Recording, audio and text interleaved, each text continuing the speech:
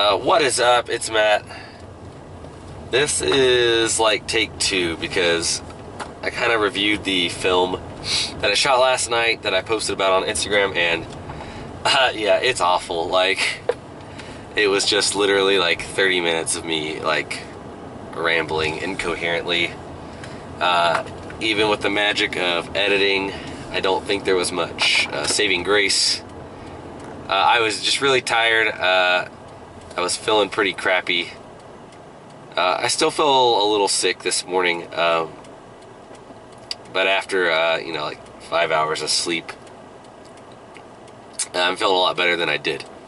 So I'm just gonna try to shoot this real quick. So basically, I just dropped off my kids, and I'm on my way back home to try to get back to sleep for a little bit.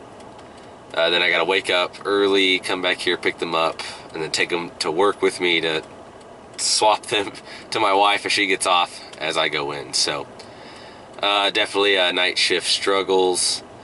But basically, so what I wanted to shoot the video about was how my first night shift went.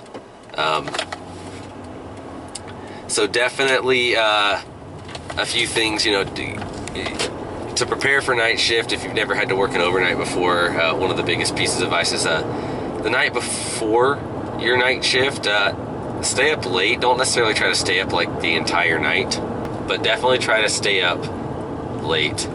So I stayed up till about midnight the night before my first night shift. Went to bed. Still got up early with my kids, like at 6:30.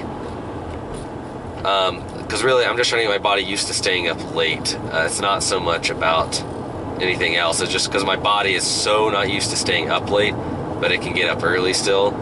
And what's nice is, like, I can still get up and do things I need to do, like take care of my kids. But then I can still, like, I'm tired enough that I can go back and take a nap or rest or whatever.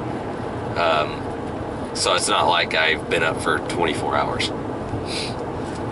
And so last night when I was shooting that, I shot it at like 10. I stayed up to about 1. That's one piece of advice. Basically, the way my night went was I got there about 6.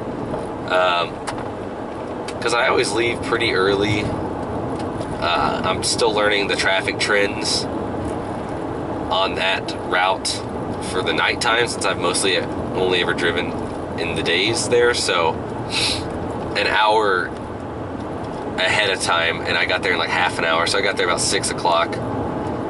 Gave me time to get situated, talk to the charge for a second.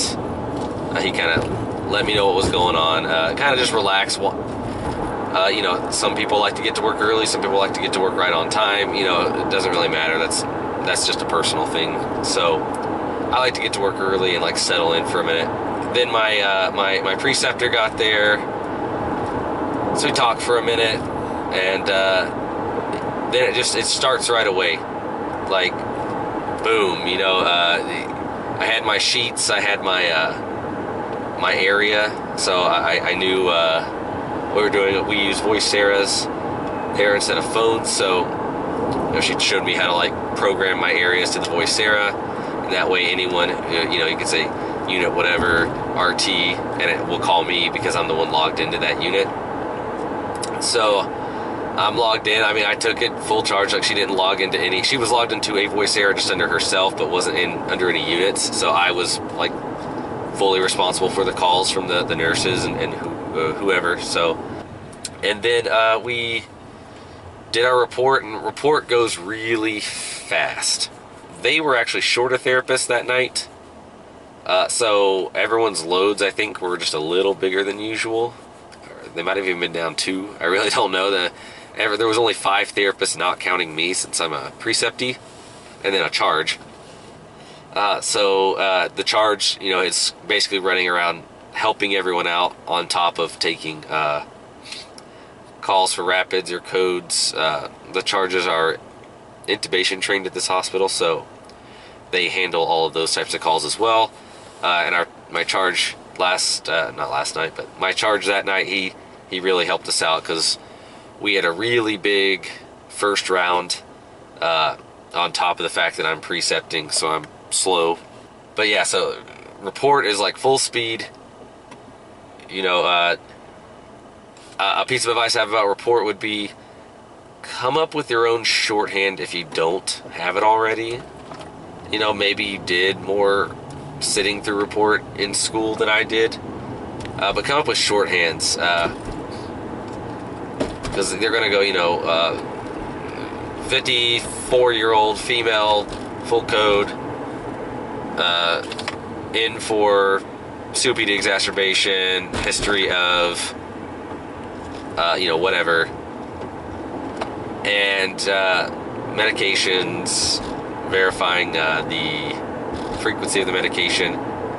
But it's like boom, boom, boom, boom, boom, really fast. You gotta, so like if you're sitting there trying to write full code, 56 female, like no, like shorten it up, 56 FC for full code, or code for full code, or DNR for DNR. It's like you got to get your shorthand quick. That will help you because it moves quick, and when you have a lot of patients, you may be getting a report from more than one therapist.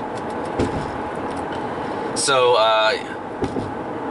we hit the ground running. We just start, and of course it's a slow start for me because I'm also literally, other than my like crash course on Epic, never charted on a patient before. Like assessment, don't get too nervous because things like assessment come pretty easy. Like it comes back really quick. You're not like, oh gosh, what do I do? Like, of course, you remember how to like listen to lung sounds and assess the patient. So like, don't sweat that stuff. That's like pretty natural. It's just finding your flow in the rooms. You log into the computer, or into Epic, because apparently everyone likes to close out Epic in the rooms, which is a pain in the butt because then you got to relaunch it. Then you log in, then you have your assignment. So then you scan your patient, 2 identifiers, scan the patient, scan your meds, and from there you go to your, at least on Epic for us, you go to your RT Navigator screen, and then you have your pre-assessment, and then your aerosol therapy like charting, and then you have a post-assessment charting. And so it's finding a flow with that pre-assessment and aerosol therapy charting. It's a flow. If you're going really slow like I was, you're going to do a full pre-assessment first, and then you're going to go and chart everything that you did. Then you're going to go back and you go to your aerosol charting, and then you open your meds because you've already scanned them all in, and then you start administering medicine. But then it's like, that's not super efficient, and it's not wrong, but every time you change screens, you got to account for your time too, for productivity. At least we do. I mean, and that's going to be different at every hospital, and you will be probably informed about how your hospital does that. But you want to make sure that you're there, you're accounting for all your time. You're spending that time in the room with the patient, so you need to account for every second, every minute that you're in there with them. So to forget, and you can lose productivity on things that you should be giving yourself credit for time-wise. So remembering to do that, remembering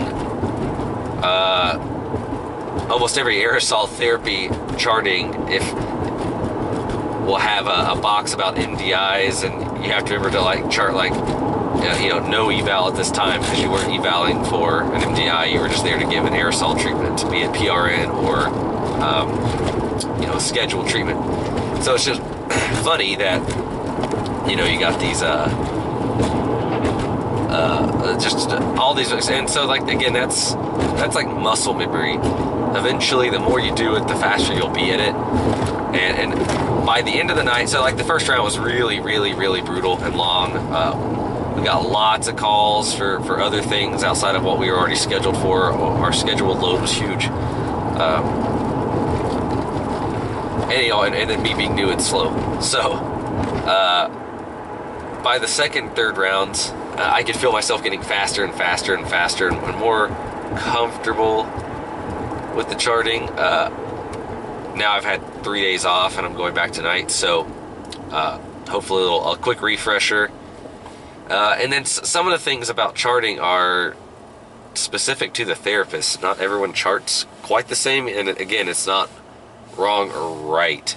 there's things that are wrong or right with charting, and there's things that are not. They're just the kind of the nuances that are different between therapists. So we'll see with whoever my preceptor is tonight. Ask them, see what they do, try to get comfortable with it again as quickly as possible. Hopefully it's not quite as crazy as it was, but we'll see. And so then, it comes down to you definitely want to know how your hospital or how your department schedules their treatments in terms of, and so beyond like Q2 and Q4 and Q6 and all that, BID and TID, obviously this hospital has all of those, but they also basically have those all scheduled to occur at the same time, as far as the charting goes. So like if a Q4 is always going to be like 7, 11, and you're never going to have a Q4 that's scheduled at 8 o'clock. Now, of course, there's plus or minus hour to do treatments and things like that. But yeah, so it's, as far as the charting is concerned in the system, when a drug is scheduled, whatever schedule it's on, it has a very specific set of times that it occurs every day, all day, excluding PRNs, obviously. So getting that down quickly, since, my first night, I haven't memorized that stuff yet. I had left that sheet at home too, so of course on this 3 days off, I wasn't in the mood to drive back down to the hospital to get it, so I didn't really study it, but that'll help when you're sitting down after you get report. You can write down your 12 hours of your shift, 7, 8, 9, 10, 11, 12, 1, 2, 3, 4, 5, 6, your whole hours, and you can be like, okay, well, I had 14 Q4s. So you could do, okay, 7, these room numbers, 11, these, and then your Q6s also typically occur starting at 7. But then obviously they don't happen at 11, they would happen at like 1. So getting that stuff down is tough, and so be a little prepared. If you have the opportunity to get a schedule like that beforehand, knowing exactly what times, memorize it before you start. As far as how you arrange your treatments or keep track of your treatments and your checks, like if you're in an ICU early on, you would have vent checks on the floors too. Definitely have a lot of BiPAPs, especially facility dependent.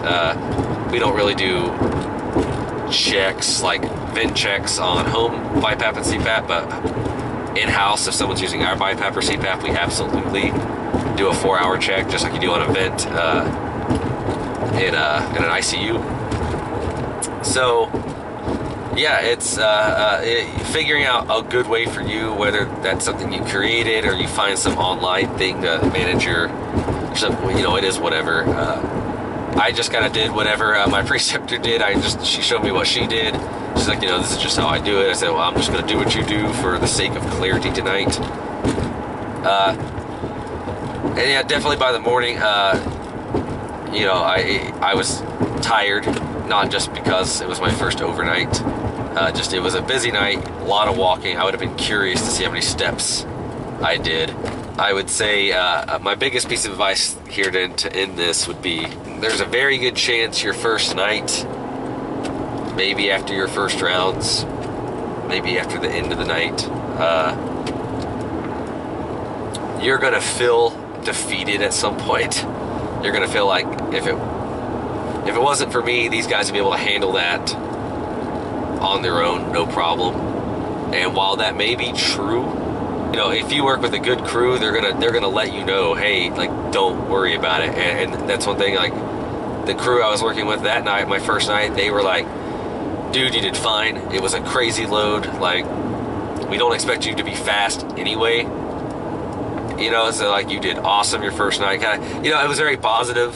And so that's a good sign of a good crew.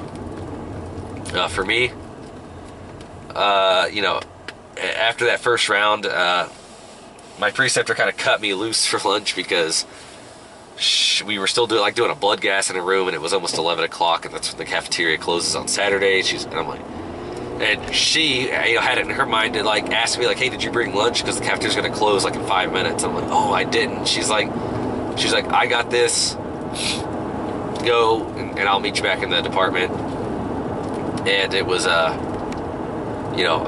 like the fact that she was looking out for me, and I'm sure she's had easier nights in the past. So, shout out to my preceptor and that night crew, the charge. Like, everybody was super cool, like making sure that I wasn't getting down on myself about how tough of a night it was. So don't get down on yourself, guys. You will hit a wall very likely your first night, or even your first day. This is not night shift specific, but you'll hit a wall. You're gonna feel like, what the hell did I get myself into? Especially that when you're taking a full load. If your preceptor's doing like half your work, maybe for your first night, that's okay. But like, as far as like, if your preceptor's constantly doing half your work throughout your entire orientation, the first time you get your full load, it's going to be like getting hit by a truck. So if at all possible, jump in and have your preceptor basically just be your shadow that night. Jump in to help you, be there to ask a question or help with charting, or I even took advantage because we had one patient who had a treatment with a vest, and that's not every patient's able or willing to sit up, and luckily, because there's two of us in there, we were able to each give them a hand, get them forward, get the vest on. Normally you'd be by yourself, or you'd have to call like a tech or an aide or whatever, or the nurse to help you do that. It's a lot, but no matter what, no matter how down you think you feel, just be like, you know what? Like, tell yourself it's your first day. No one's gonna hate you for sucking on your first day, for being slow on your first day. Don't doubt your skills. You know how to assess. You know most of your medications. I'll be honest.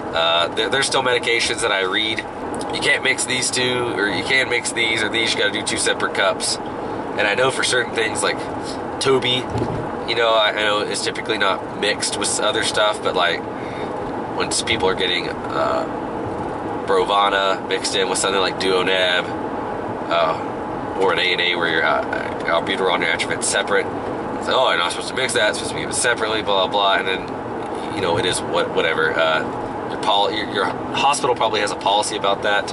I haven't clarified that. I did have one long treatment where a patient had stuff where during the day they said they couldn't mix, then at night I'm pretty sure no, we can mix these.